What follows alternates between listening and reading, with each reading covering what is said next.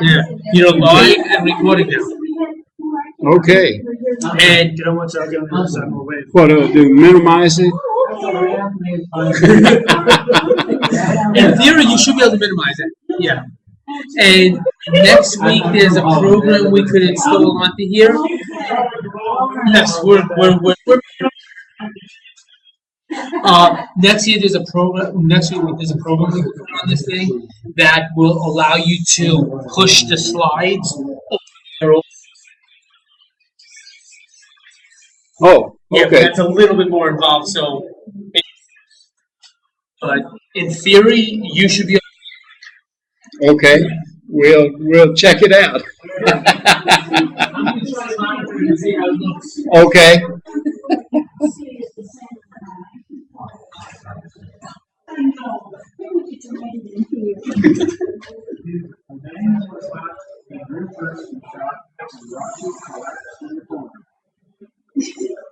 Must be a song.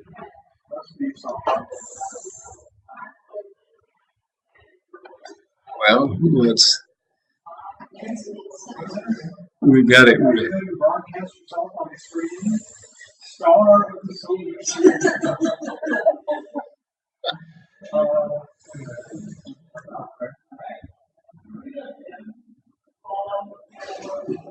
Okay.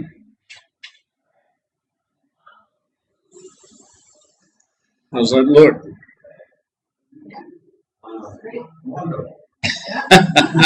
Well, it'll be interesting to see if all of that works with this.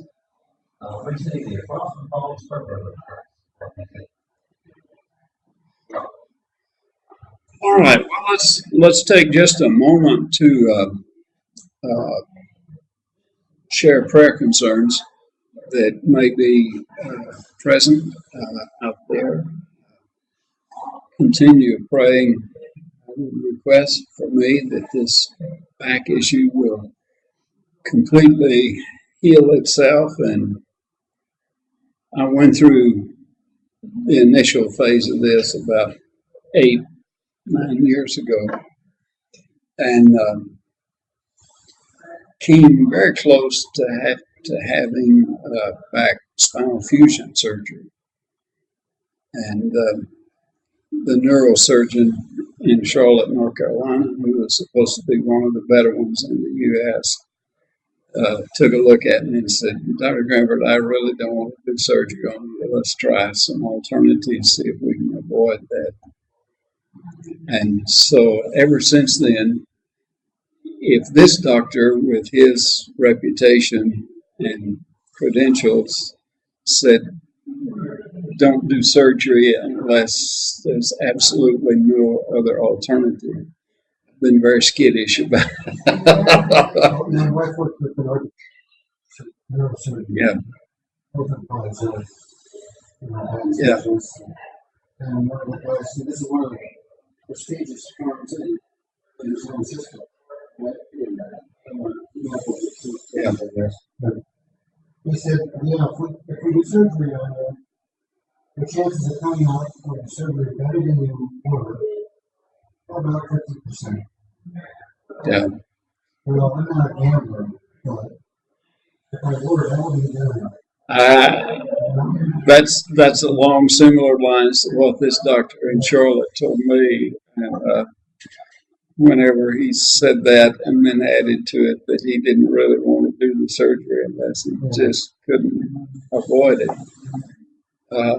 I decided then I don't think I ever want anybody cutting on my back if I can get around it any way at all. But anyway, maybe there are concerns that you have that you would share.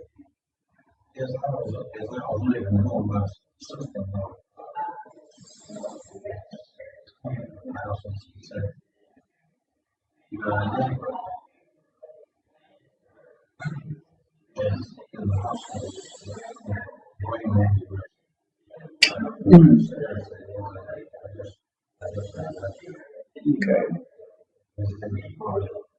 Okay. All right. We'll on from number again. church and Christian sons that are needing a place to live. She said, "How job, how find jobs, and we're all supporting." Okay. William, would you lead us as well? Father, we're truly grateful for this time together. Study your word. Father, we thank you for this day and for all your blessings. Thank you for your word. Thank you. Although it's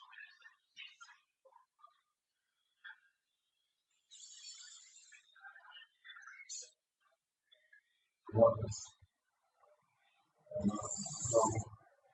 the church is all about the Lord is a great man for this. And here and do it in we want to do that. We live each and every time and love for you and pray. Special blessing. All the done in my life.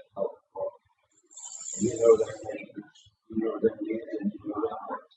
You know what you're going to do.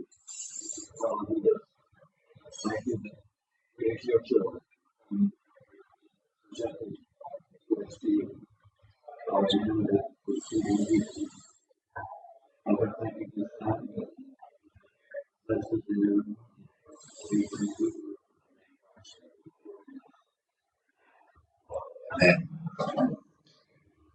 Okay, well, tonight we look at the Jerusalem Conference, the Jerusalem part of it, with a primary focus on Acts and a secondary consideration of Galatians.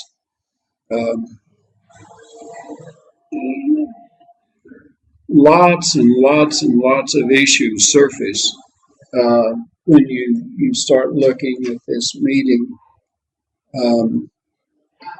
Just a quick review of what we talked about a little bit last week. The issue first surfaced at Antioch when a group of Jewish Christians from the church in Jerusalem made this approximately 380-mile trip north from Jerusalem to Antioch, and essentially created a storm in the church at Antioch, as Luke phrases the issue that they raised there in Acts 15:1. Unless you have been circumcised according to the law of Moses, you cannot be saved.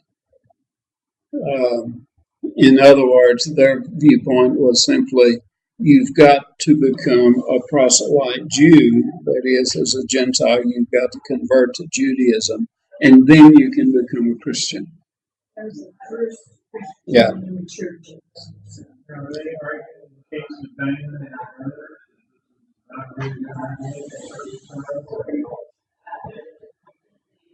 Well, this viewpoint was, you've got to be circumcised. Yeah. I should have picked up on that.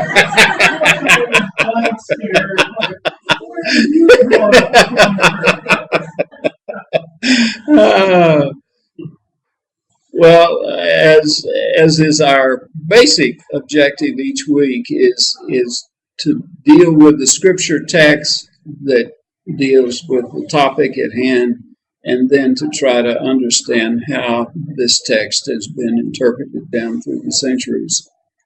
And with this particular text, it has been interpreted in a huge variety of ways. Now, the whole narrative of the so-called Jerusalem Conference or Jerusalem Council or Apostolic Council, you'll see those names floating around. It's the problem starts at Antioch. The big meeting, or really, I think a more accurate way of labeling it, the series of meetings take place in Jerusalem with a resolution of the issue there in Jerusalem. Then Paul and Barnabas and the delegation that came from Antioch from the church to Jerusalem to try to find some sort of resolution of the conflict, then return with a letter that has been formally composed and agreed upon by the two leadership groups of the apostles and the presbyteroi, the local leaders, as well as Luke emphasizes the whole church concurred with the contents of this letter. And quite interestingly, the letter is included in the narrative of Acts 15.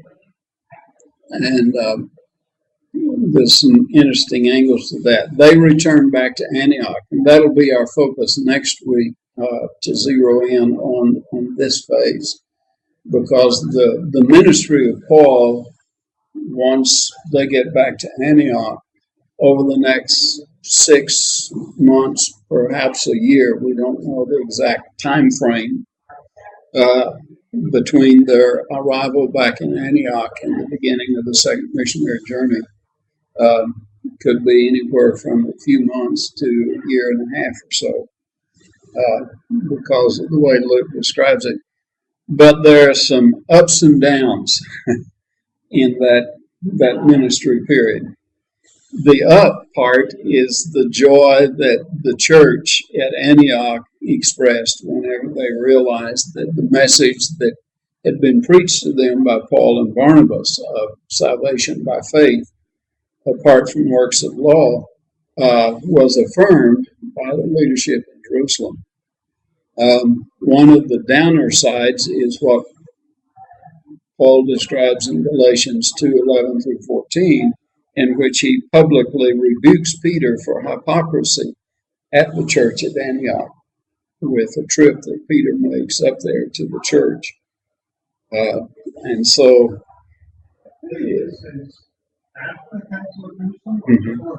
after.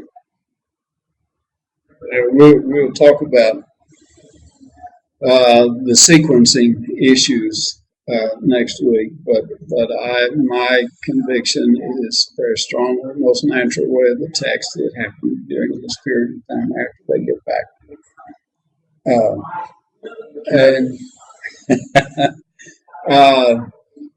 And then right at the end of that period is the blow up between Paul and Barnabas, where they part ways. So it's an interesting period of time in ministry for the Apostle Paul. So we'll look at all of that next week and try to make some sense out of that segment of it.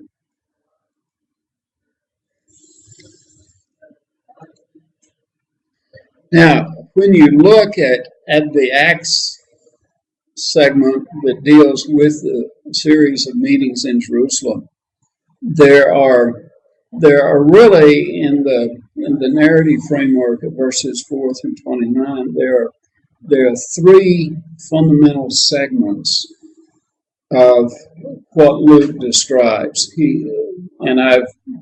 I've split this up along the lines of the narrative critical methodology into scenes. Scene one is the general reception of Paul and Barnabas and the others that came down from the church at Antioch. And verses 4 and 5 describe a hugely popular reception of Paul and Barnabas and the folks from Antioch. Then there is a segment of meetings, very likely, though Luke has a tendency to collapse a lot of this into a single narrative, but he does give some signals that I think Paul confirms very explicitly in his perspective on this meeting, in which the apostles and elders, or presbyteroi, the leadership of the church, the Christian community in Jerusalem, goes into a private meeting. Paul will actually call it a private meeting, in which they hash out the issues. The more I look at both of these texts, the more convinced I am that this is very likely taking place over a period of several days.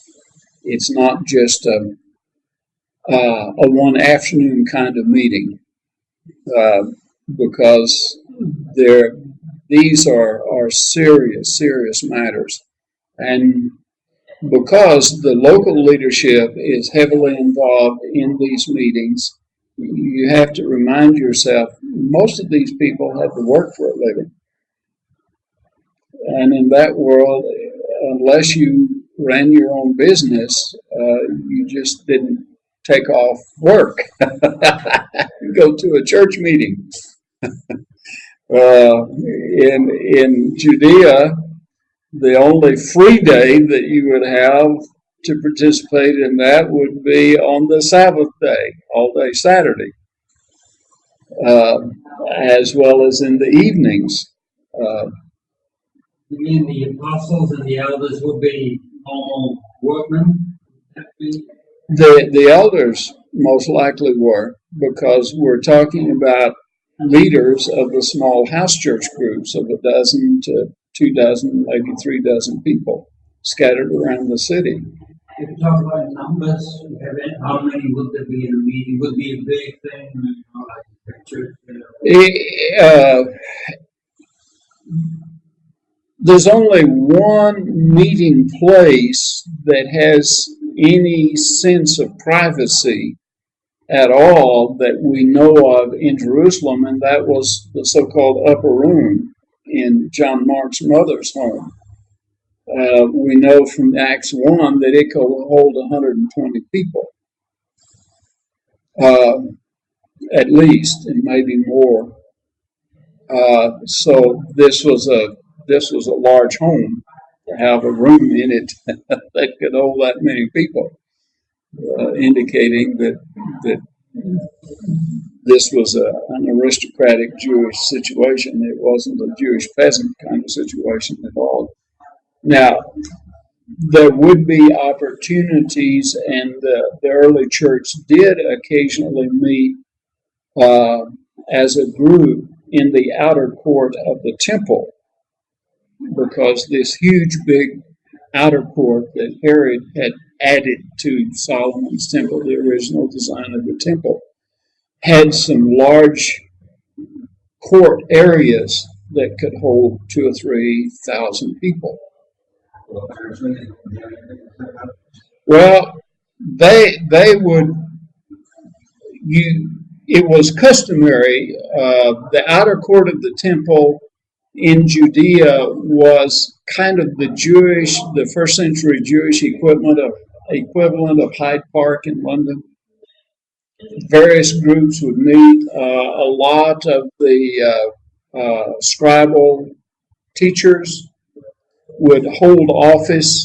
That is, they would have their students, and there's actually, from the archaeological indications as well as literary depictions of the arrangement of Herod's temple, there were sections along the walls set up where there were platforms, elevated platforms, where a teacher could sit on the platform, and pretty large crowds of people could gather around. Now, in that kind of setting, it would have been difficult simply because Christianity was increasingly under suspicion in that kind of open forum setting. So how often and how frequently the Christian community gathered in that setting is there's some indications in the early chapters of Acts that they did that on occasion. But if you remember Acts 2:41, they met house to house. Luke makes that point that that most of their meetings took place in private homes scattered around the city. But occasionally you would have the leadership of each of these groups coming together. And James is functioning somewhat as the leader of the local house church leaders, which Luke always refers to as presbyteroi. How many of those we have no way of knowing with certainty. I suspect there probably weren't over 50 to 70 or so of those individuals in this local leadership group, but there's no way of knowing with certainty what the number would be. But if that's the case with the 12 apostles and then the local presbyteroi together, you're talking about a group no bigger than 70 to 100 people, and John Mark's mother's home would have given them some privacy if they needed or wanted it. Like that, they would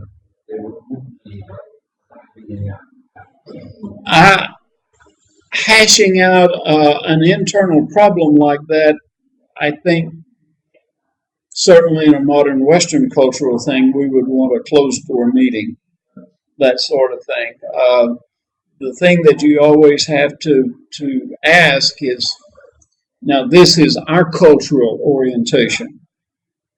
What about an ancient cultural orientation? And the thing that always comes to the surface that's very important, our modern sense of privacy was almost unknown in the ancient world.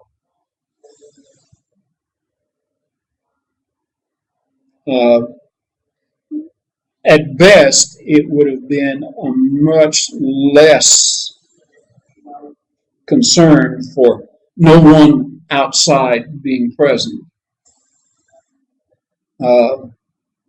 So, whenever you're trying to answer those questions with some clarity and certainty, that cultural difference always has to be factored into the answer to some degree.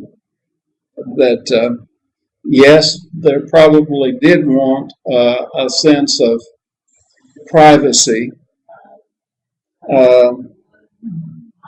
but what they would have called privacy, we might say, that's not very private.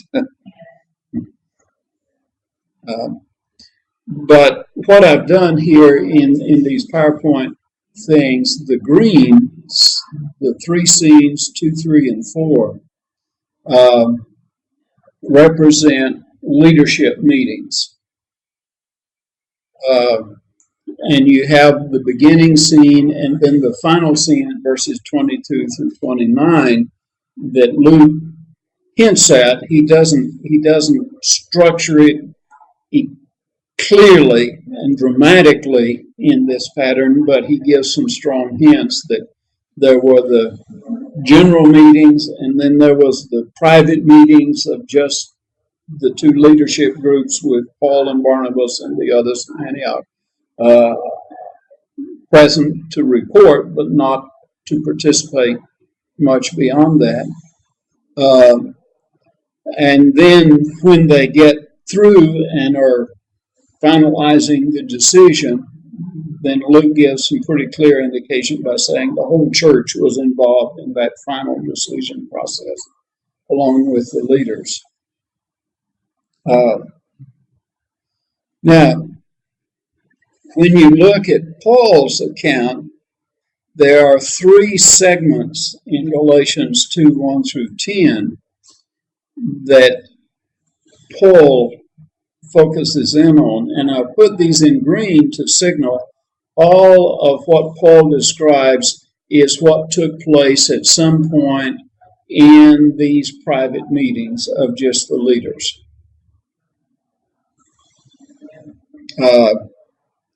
He doesn't touch with the general gatherings of the whole church. He just focuses in exclusively on the private meetings, and he has a very different emphasis in recounting this event. He states very clearly why he went up there to Jerusalem from Antioch. The first point that he stresses very strongly is the extremely intense confrontation he had with these troublemakers that had caused the problem at Antioch, and are also some of that group are in Jerusalem, causing a lot of the turmoil here. Paul went toe to toe with them. In fact, he doesn't mince any words. He just calls them false brethren. He doesn't accept their claim to being Christian. And he fought tooth and toenail about Titus. They wanted very adamantly to require Titus as a full Gentile to be circumcised, and Paul essentially said, over my dead body, no way is that going to happen. And he was able to prevail. And then in verses 6 through 10, he zeroes in on the agreement that he came to with the leadership of the Christian community in Jerusalem. And he names a couple of the apostles as well as James specifically in that leadership agreement. So it's a very, very fascinating kind of study. Now, let's come back and look at the various materials. Someone read verses 4 and 5.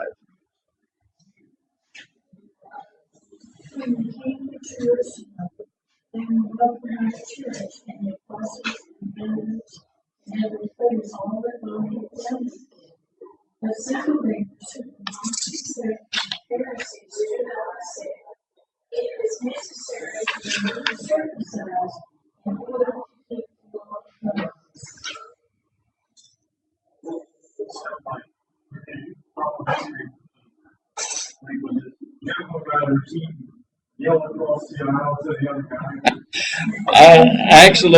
I think the dynamics would remind you very strongly of that.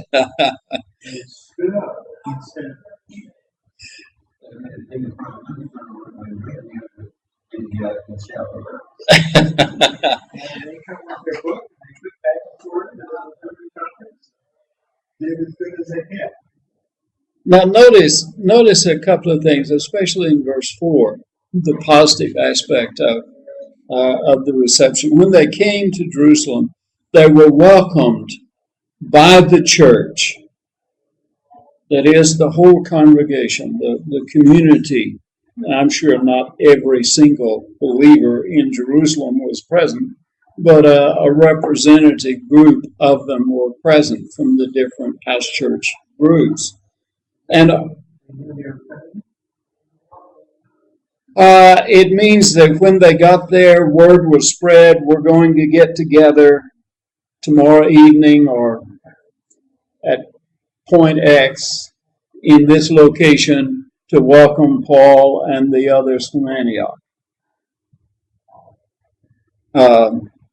Now, Luke is careful to note here that the positive reception or welcoming that was given to, and the they here refers to Paul and Barnabas and the others that were sent from the church in Antioch as a part of that delegation that we looked at last week.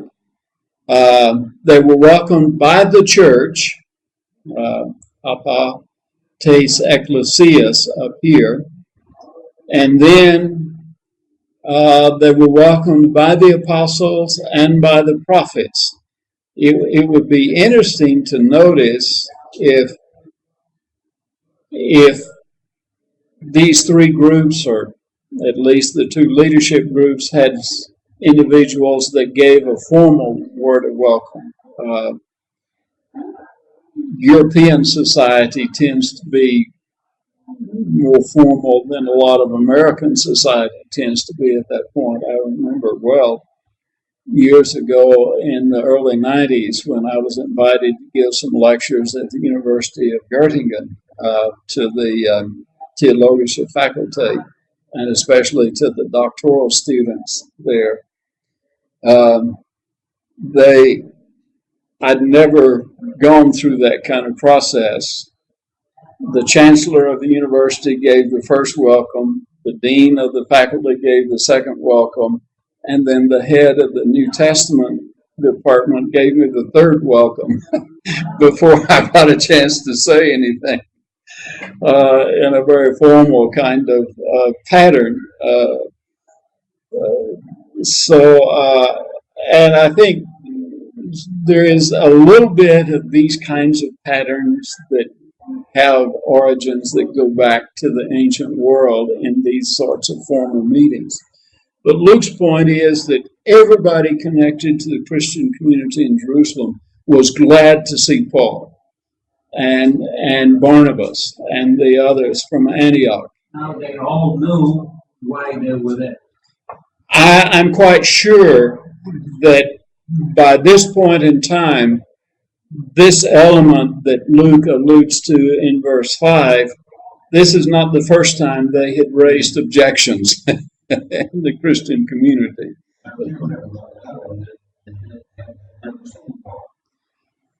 That's right. If you remember from our earlier study, when Paul first came to Jerusalem from Damascus, some several years prior to this, 8 or 9 years or more earlier, both he and Luke described that he had very minimal contact with the churches in Jerusalem and in Judea.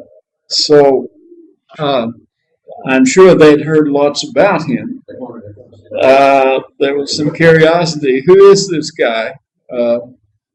And we talked about this in one of the earlier sessions.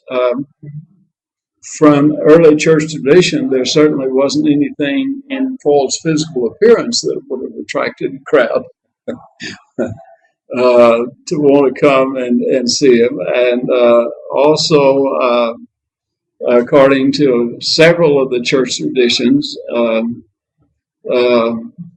Paul would have had trouble preaching his way out of a barn. He wasn't a really eloquent public speaker as well. Not at this point. There will be, the next time he shows up, well, in Acts 11, you remember he had headed up a delegation from Antioch that had brought a relief offering. But if you remember, the Lucan emphasis there in Acts 11 was they brought it to Jerusalem, delivered it to James for distribution, and didn't hang around but just a few days before they headed back to Antioch. So there was not much contact at that point.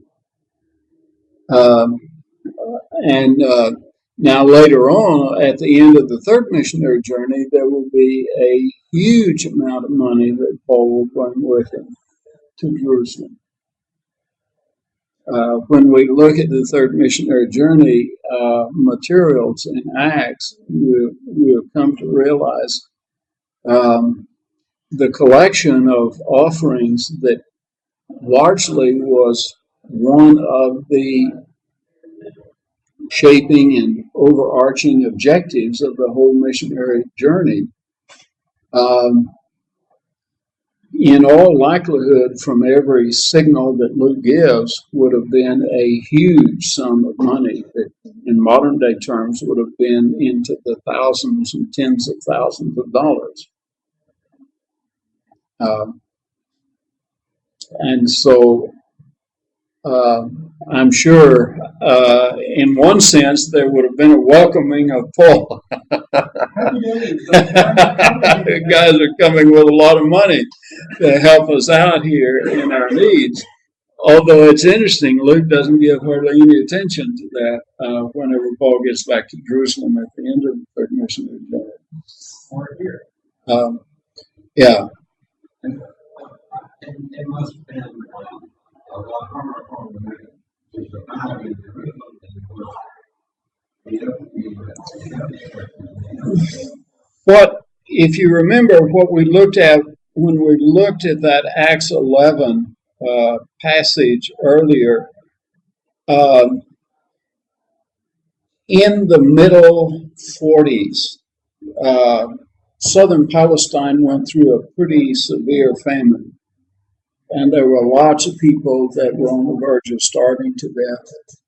Plus the fact there was growing persecution of Christians, and one of the persecuting actions that was typical during this period of time was confiscation of property.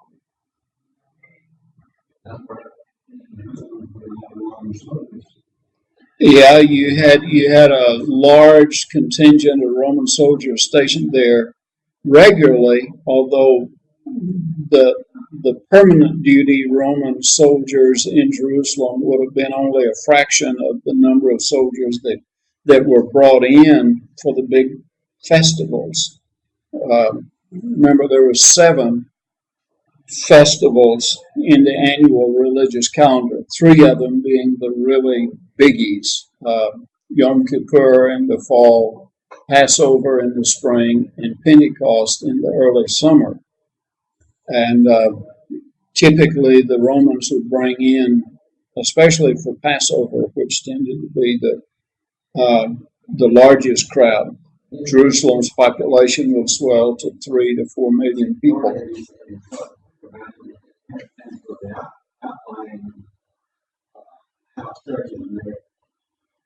Everybody supporting the house churches and the people. Yeah, it could have easily happened.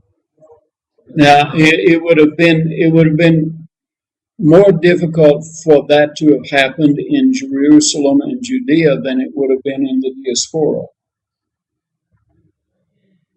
Simply because you had overarching what was going on, in the Christian community. You had the Jewish tradition of we take care of our own people. We don't let anybody starve. And so this was one of the things that set the Jewish people apart from most of the rest of the Roman world. When they did go through these famines and extremely hard times, the Jewish people as a whole, even if they had sharp differences of viewpoints about religion, they felt duty bound by the Torah to share and to help out their fellow Jew in times of physical hardship. Yeah, you have a little bit of that, I think, in the Mormon tradition. And William, you probably did too in South Carolina. I grew up in a community in West Texas where that was a given. Anybody in the community went through hard times, the community pitched in. You just didn't let people go hungry. Yeah. That just would not ever have happened in the community where I grew up.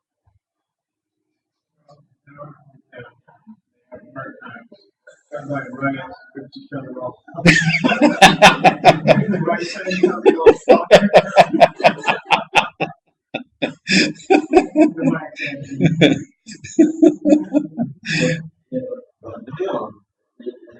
Yeah. Even the little community where I grew up is not nearly as inclined to do that today as they were in the 1940s and 50s. The ones that were having her didn't just vote. Yeah, in part because there wasn't any welfare available, hardly at all. But mostly it was a matter of community pride. if you lived in and around Perry, Texas, and you went through hard times, you knew that your neighbors were going to help you because the whole way of living was built around that kind of pattern. I mean, I remember as a boy when it became harvest time for combining wheat and oats and barley. You know, 3 or 4 neighbors would go together, especially in the late 40s and early 50s before you had these huge combines. And you were having to do the old bundled bale thing. You probably remember some of that, William, in your early days. And the neighbors, dozen or 2 dozen of them went together and they worked everybody's field systematically. That was how the community worked.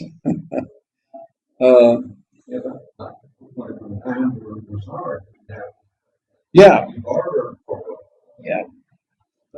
Yeah. And most of these people had a fresh memory of the Depression burned into their thinking and were determined that they were going to let anybody in the community go through that kind of thing.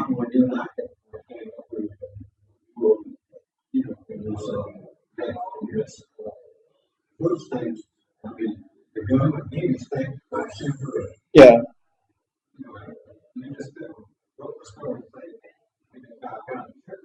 No.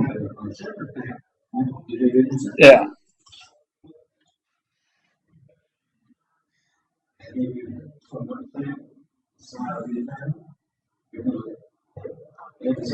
Yeah, especially during the war effort, there was rationing of food.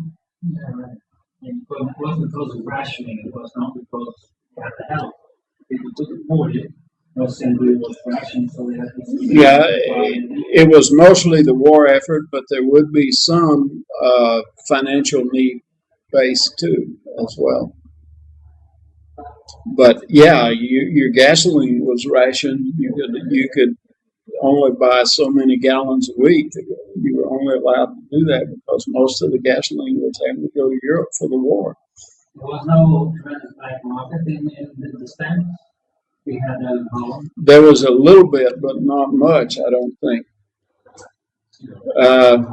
Anybody caught cheating like that would have been dealt with out behind the barn, and they'd have done it one time, and that was it. Out behind the barn is a phrase, not literally, but now what is happening? Luke gives us an identification here that we haven't seen since very early on in Acts. In Acts 6, I believe it was. Some believers who belonged to the sect of the Pharisees stood up and said, "It is necessary for them to be circumcised in order to keep the law of Moses." Now, this window gives us some important insight into the nature of the community, the Christian community in Jerusalem. You had people who were still practicing Pharisees, who were connected or identified, at least in a formal way, with the Christian community. And their strong sense was your Jewishness comes first. Because in their way of looking at the whole issue of salvation, it comes out of the Jewish covenant that God has with Abraham and the descendants of Abraham. And so to be in right standing with God means that you've got to be in covenant, in the framework of the Jewish covenant. And as we've already alluded to, that had not been a problem for the Gentiles who were in the Christian community in Jerusalem already, because Acts 6 indicates from the 7 deacons that there were at least one or two of them that were proselyte converts, Gentile converts to Judaism when they became Christians, and then were set aside for this ministry in Acts 6, which gives a clear signal. Now, these people were not problematic to this group in the church, because, yes, they were Gentiles, but they were proselyte Jews also. They had been circumcised. They were formally committed to obeying the law of Moses, as well as their Christian faith. And so these Gentiles would not be problematic. Where these individuals were having their problem was, coming out of Antioch was a horrific stream of non-Jews into the Christian community who were not being circumcised, who were not making any kind of formal commitment to the Torah. And that Paul and Barnabas and others in the church at Antioch were not requiring these Jewish commitments. And so they are objecting to what's happening. Don't lose sight of something also very important. This is taking place probably 47, 48, maybe as late as 49 AD. It hasn't erupted into physical violence yet, but the tension is certainly present with the zealot movement beginning to build in Galilee and to some degree in Judea. And this was a growing resentment of the presence of the Romans.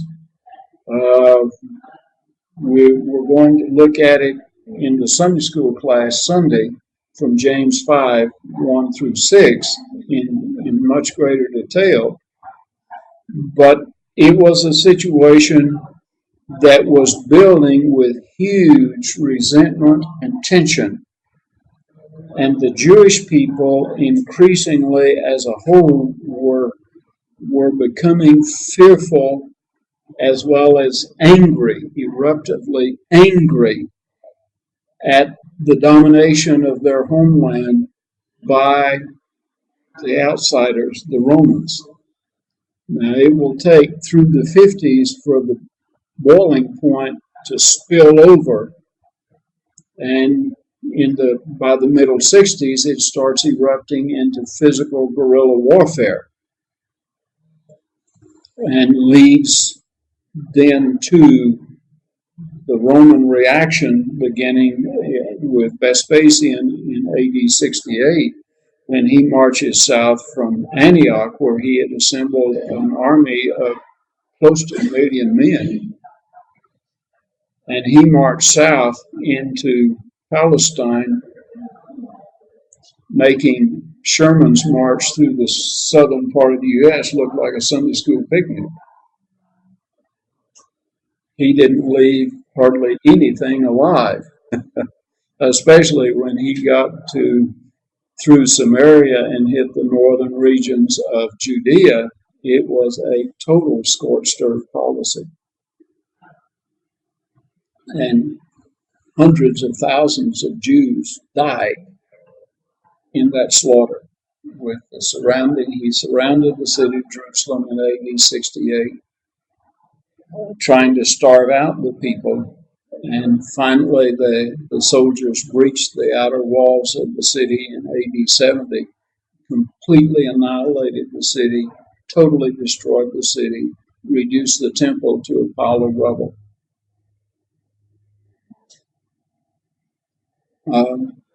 So you've got this early stages of beginning tension, And from the Jewish literature describing all of this, what increasingly happened was the only way God is going to protect us from destruction by the Romans is if we pull together in a lockstep adherence to the Torah. The tradition had developed coming out of Ezra and Nehemiah that the reason God allowed Jerusalem to be destroyed by the Babylonians is because the Jewish people, Israelite people, did not obey the law of God. And they were hard set, determined not to repeat that. And so anybody that advocated any viewpoint perceived as a diminishing of obedience to the law was instantly perceived as traitor and had to be either corrected or gotten rid of. And so you've got this early atmosphere that's beginning to develop, I think, that's playing some background role in what is going on here. Was we've got to close ranks here in our Jewish heritage.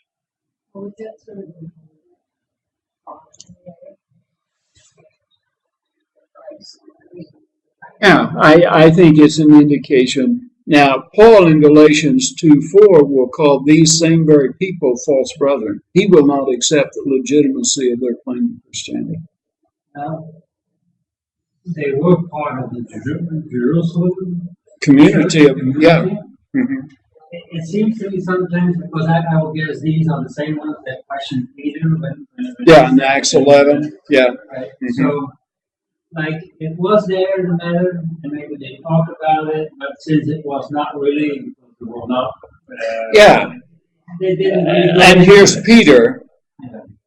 the acknowledged leader of the apostles, instrumental in this, and it was just this small bunch of Gentiles connected to this Roman officer called Cornelius. And Peter, no, I think this episode in Acts 10 and 11 flared up momentarily and then died back simply because it was pretty much a one-time kind of thing.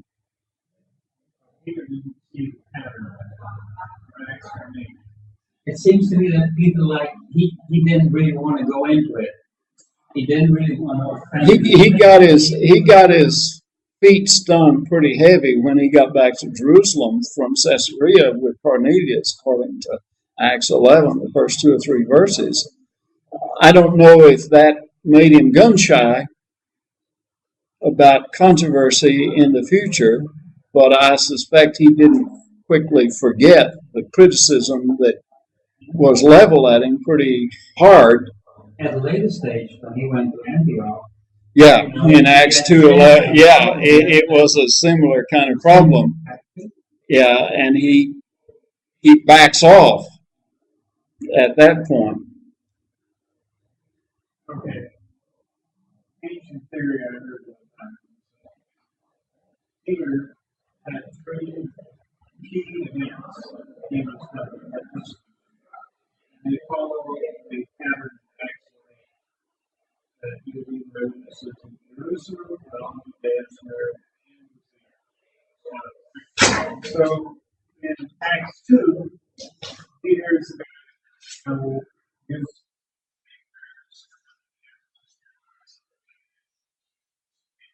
Yeah. That's Jerusalem. When it comes to a little wider area, and he gives next sermon opens up the gate to Samaria.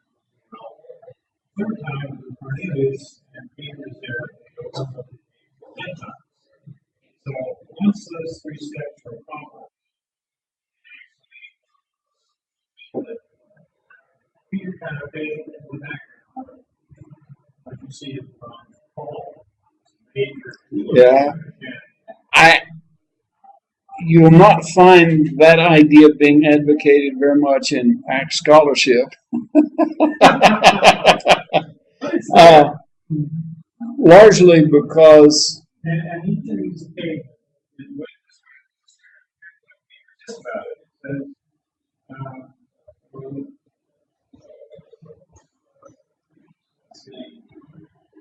yeah, he recalls. He recalls it and says, the Lord,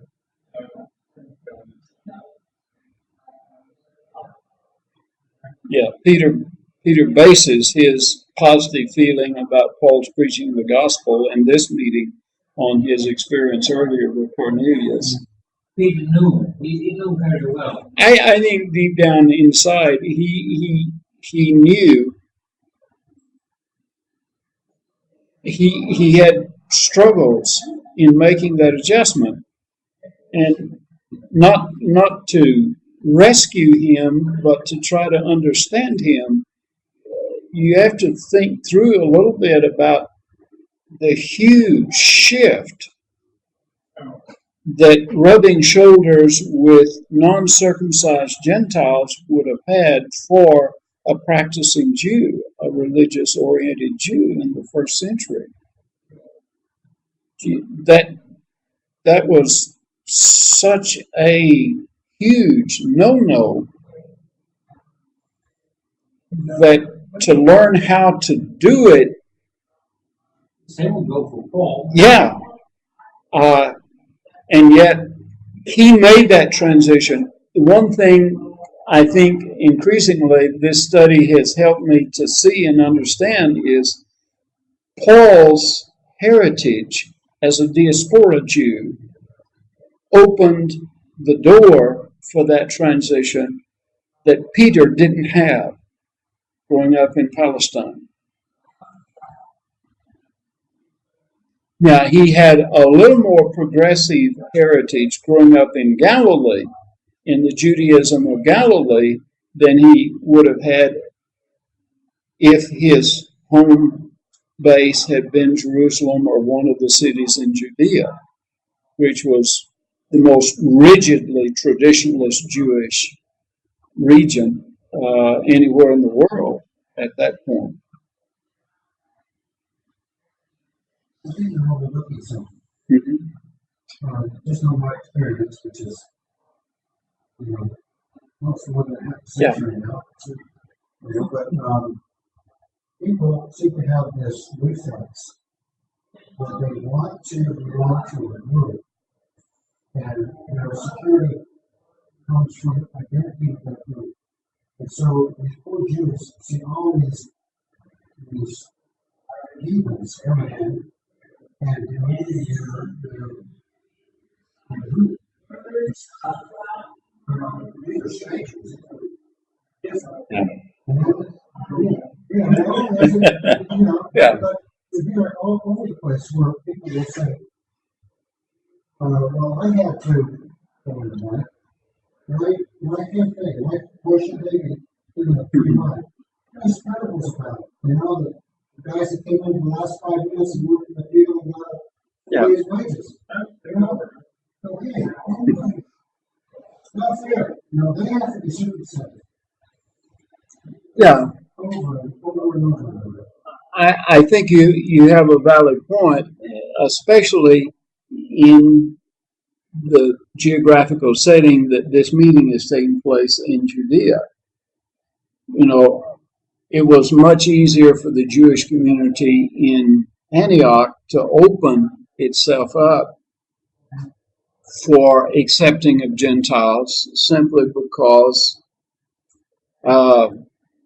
Josephus and all rather substantial amount of literature describing the Jewish community in Antioch during the 1st, 2nd, and 3rd centuries AD indicates that it was a very progressive, liberal-minded, oriented Jewish community, certainly more so than would have been true typically in Jerusalem.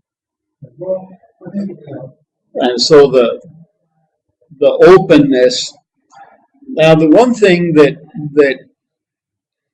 also I think should be factored in to some degree is what we saw in the first missionary journey, and we're going to see even more so in the second missionary journey, is that when Paul goes into these diaspora Jewish synagogues in the northeastern Mediterranean area of Asia, of Macedonia, of Achaia, Turkey, Western Turkey, Macedonia, and Greece. One of the things, and I'd never really seen this clearly until doing this study, was that uniformly the people most responsive to his preaching of the gospel in the synagogues were not the Jews. They were the God-fearers, the Gentiles who were present in the synagogues. And they respond in much greater numbers. Well, they sat in an outer area. They were not allowed in the inner area where the men were. But they would be kind of in the balconies kind of thing.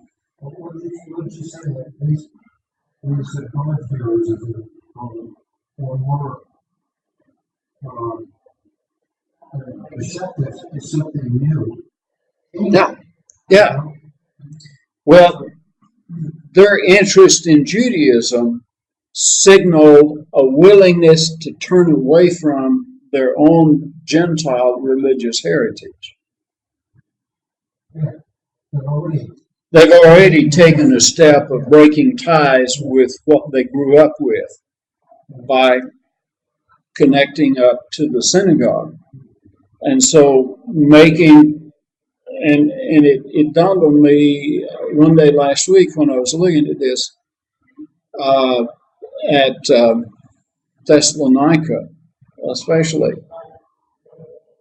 You know, if I were a Gentile sitting in a Jewish synagogue, and here comes this Jewish preacher in, and he says that I can be fully acceptable to God by simply making a faith commitment to Jesus Christ. I don't have to be circumcised. I don't have to obligate myself to keep this horrific list of rules and regulations that the synagogue wants to impose on me. Yeah, that sounds like a pretty good deal to me.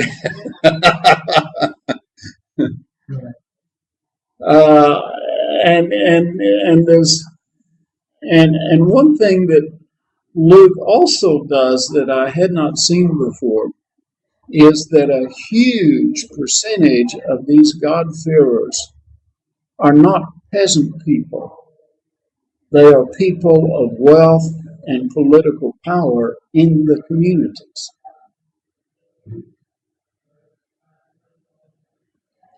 And interestingly, a large number of them are women.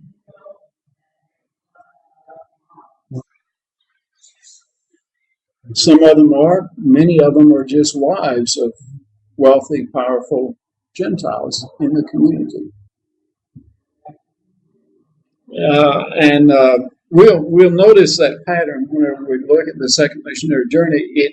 It cropped up a little bit at Pisidian Antioch, but the problem there was the powerful men in the community, some of whom were connected as Gentiles to the synagogue, and the women who were connected to the synagogues, who were wives of powerful men, did not accept what Paul said. And so the synagogue leadership manipulated them to put the screws on Paul and Barnabas. But when we get to Thessalonica, the situation changes.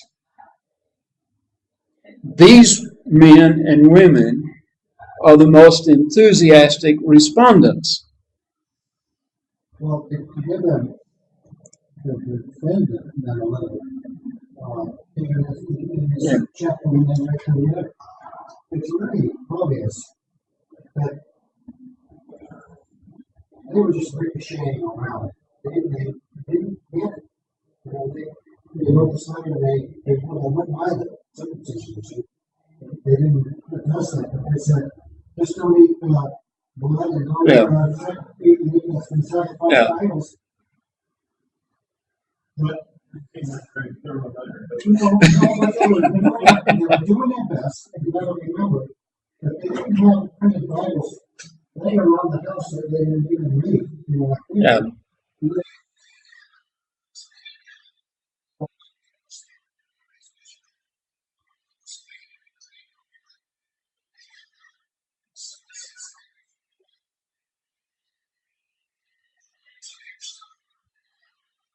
Yeah, they were plotting through uncharted waters, trying to figure out the right way to go.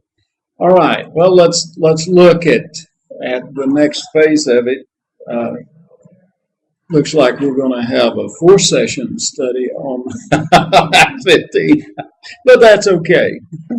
That's the nice thing about a flexible schedule. When Peter speaks, notice Luke's beginning, after there had been much debate, indicating here. Now, verse 6 gives you the signal of the private meeting. The apostles and the elders met together to consider this matter. They moved into a place, evidently, where they could hash out the issues. The Pharisaical objectors evidently were given opportunity to speak their piece to the leaders, these two groups of leaders. And a lot of debate. Luke's term here, pales zetesios gegamenes. After there had been much debate is almost understating Luke's terms here. There had been, according to Luke's words here, pales zetesios, extensive, heated arguments. Unfortunately, well, many tens of his years. And if they were anything like the ones I know today, Yeah, they would be. yeah. That's what I ran into with some of the Jewish acquaintances in Europe. Jewish friends in the U.S. for some reason didn't seem to be that way, but the ones that I interacted with in Germany over the years, a good debate made their day. And they kind of felt cheated if they didn't get an argument going with somebody during the day. So, we couldn't say that it was not a French matter that the Pharisees came out with. It was primarily a long debate. yeah, there was an intense argument going on. Now, it may be at this point is where Paul's statement about the controversy over Titus surfaced. Could very well be in the early stages. They were insisting on this, and lo and behold, Titus was there as candidate number 1. Here's what we need to do. We need to circumcise this young man, and that'll settle the issue. Yeah. So, well, let's kind of wrap it up here, and we'll pick it up at this point next week. So hang on to your handouts, because I don't want to reprint all of this paper again. But it is fascinating.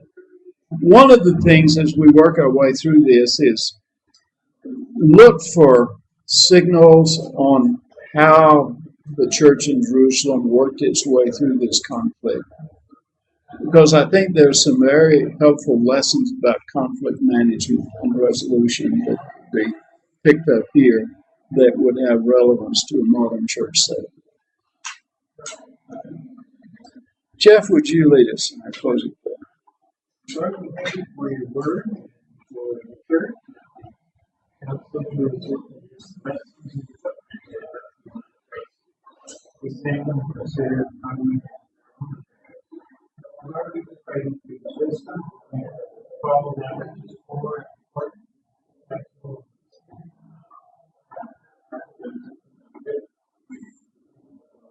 All of them the same. And it's good. Amen.